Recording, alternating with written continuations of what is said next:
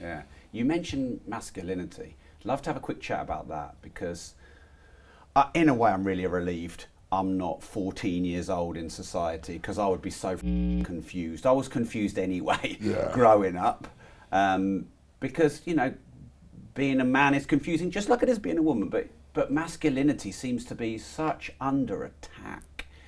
And if you're a real man, it's toxic masculinity. And you've got all these people like Andrew Tate on the one extreme who seems to be representing that strong ideology of a traditional man. And of course, seeing Jordan Peterson bawl his eyes out every 5 minutes. And we've got so much about masculinity going on in the world. What's your view on where masculinity is? I think first of all, we've got to break it down to the fact that men and women are different creatures and will never ever understand what is going on inside of a woman's head ever. So just get that one out. And maybe vice versa. And maybe vice versa. So that's what I would say. I think masculinity is crucial because at the end of the day, without men, women can't reproduce, the species can't go on, and without men, you wouldn't get the power lines fixed or sewage systems built, firefighters, soldiers, and men kill themselves in much greater numbers than women do. So I don't like the idea of it's this woke thing about putting two words together that contradict each other, or they modify this endless need for modifiers in language, like toxic masculinity. There's no masculinity is just masculinity. There's good examples of it and there are bad examples of it, but the main one is a desire to protect. I don't know, do you have kids? Mm-hmm. So until you have kids, you don't have that sense of protection. You just don't know. But you would do anything to protect your kids. You could be the big, most quiet, gentle, non-violent person, and someone could go up to your kids and you would rip that person's throat out, whoever you were. And that's I think a woman would probably do the same, but it's a sort of, there's a visceral protection in men. There's also a protection of women that comes with men. Now, I think as the sexual dynamic has changed and women have been, cleverly shunted into the workplace and being told that being a mother is the most pathetic, embarrassing thing you can possibly be in life, the dynamic has changed, and women now sort of a lot of this iteration of feminism is about copying men, and it actually can be quite toxic in a feminine aspect of it. So I think being a man is raising your kids, showing them what the boundaries are of life. The uncomfortable stuff that women don't necessarily do. My kid's mum is very loving and she's really, she's great with them, but my kids work out where the red line is with me. And I think that's a really good lesson to teach a kid. And as you see with what's going on with fatherlessness across the West anyway, look what happens to kids who don't have dads. What happens? Well, in America, where they do have a lot of the stats on this stuff, it's horrendous, isn't it, in terms of fatherlessness, in terms of criminal outcomes for children and young men who weren't raised by dads and stuff like that.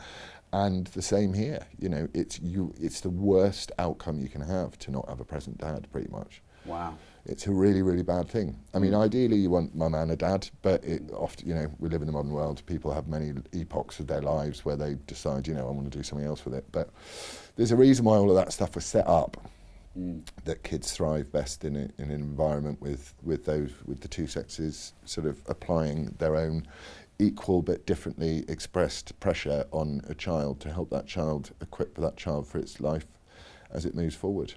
So, yeah.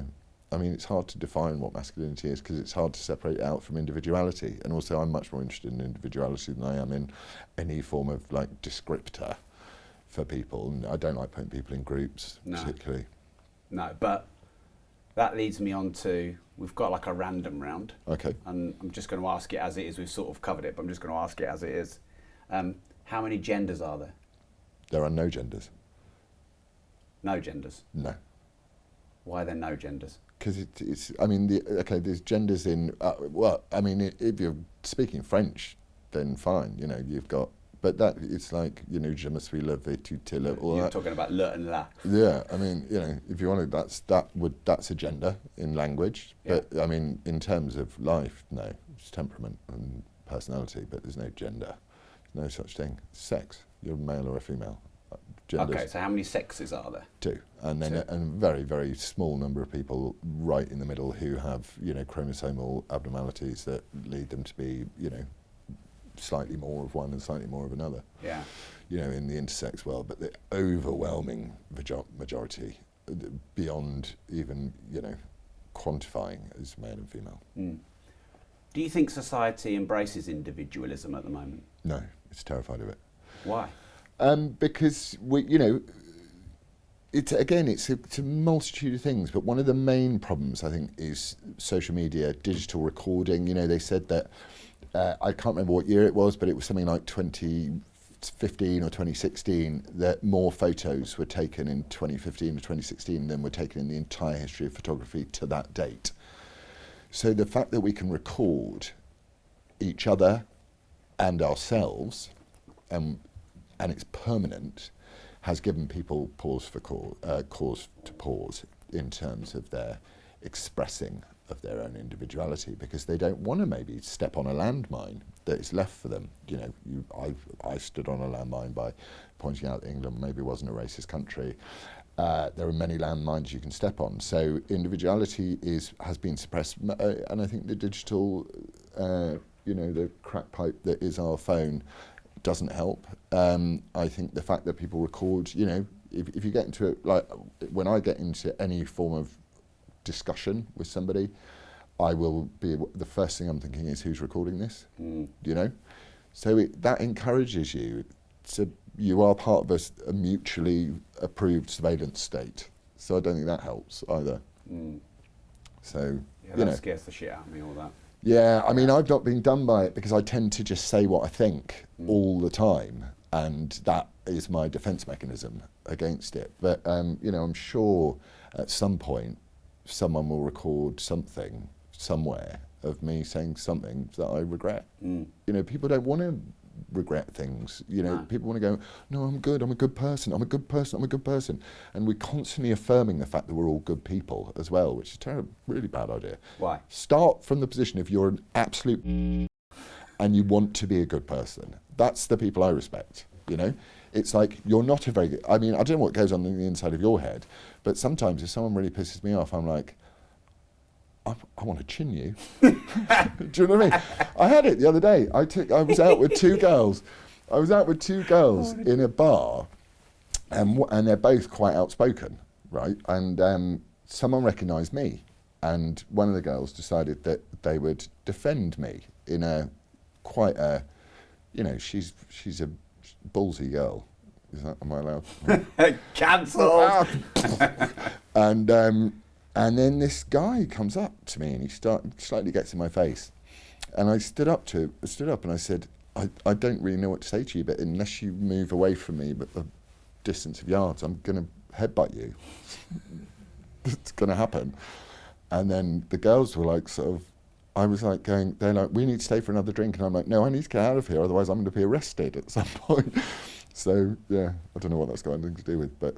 Well, I think you started by saying fundamentally, you know, we're all bastards. Yeah, fundamentally we're not particularly good people. A lot of our desires are greed, you know, look at the way people treat each other in the world. It's not a litany of brilliance, is it?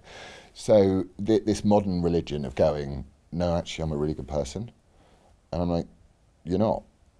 Because I'm a human being too, and I know that there's lots of nasty stuff that goes on the inside of my head, and I know there's lots of nasty stuff that goes on the inside of your head, and actually the people who I trust the least are the people that say that they're good people. I like people to go, we're all capable of horrible nastiness. Let's start from that position and really work and be accountable to each other, not to be. This was just a short excerpt from a long, deep and fascinating discussion with Laurence Fox. Go down the rabbit hole with me right there. So if, like us, you want honesty, balance, integrity in media, fight back. Like this video, subscribe to the channel and turn the notification bell on. And remember, if you don't risk anything, you risk everything.